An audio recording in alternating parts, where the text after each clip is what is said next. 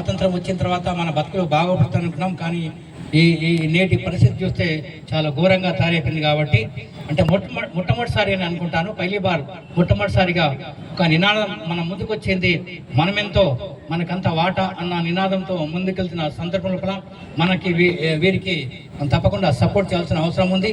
3 విషయాలు ప్రత్యేకించి మనం సమాజం లోపల మనకు అవసరం ఉంది. ఒకటి, రాజకీయ సమానత్వం, పొలిటికల్ ఈక్వాలిటీ మనకు అవసరం ఈ రోజుల్లో. ఎందుకంటే ఏదైతే పార్టీలు ఉన్నాయో అవి ఎవరి ఆధీనంలో ఉన్నాయో, ఎవరి సొంతం ఉన్నాయో ఈ విషయం మనకు తెలుసు.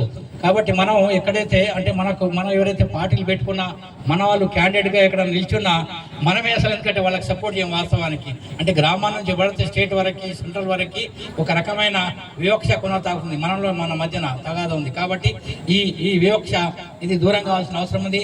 మనం మనవాడిని తప్పకుండా మనం సపోర్ట్ చేయాల్సిన అవసరం ఉంది అని చెబుతూ, ఇంకో విషయం ఆర్థికంగా మనం ఎదగాల్సిన అవసరం ఉంది. 3వ విషయం ఏంటంటే సామాజికంగా, అంటే మన సమాజంలో బడుగు బలహీన వర్గాలు వారు ఎంత ఆర్థికంగా ఎదిగినా సామాజికంగా సమానత్వం లేదు. కాబట్టి మేము అంటే జమాతే ఇస్లాం హింద్ తరపున మేము పెద్ద ఎత్తున భారతదేశం మొత్తం ఒక పనిచేస్తున్నాం. అందరూ ఒకటే అన్న భావంతో అందరినీ కలిపే ప్రయత్నం చేస్తూ దాదాపుగా జమాతే ఇస్లాం హింద్ గత 80 సంవత్సరాల కాలం నుండి పనిచేస్తున్న సంస్థ ఇది. అయితే జిల్లా వ్యాప్తంగా కూడా మేము పనిచేస్తున్నాం, వీరితో సోదరులతో కలిసి పనిచేస్తున్నాం. కాబట్టి तो आज जो है बहुत बड़ी खुशी की बात है, ये हमारे लीडर यानी हमारे कायद, रहनुमा, रहबर डॉक्टर विशारद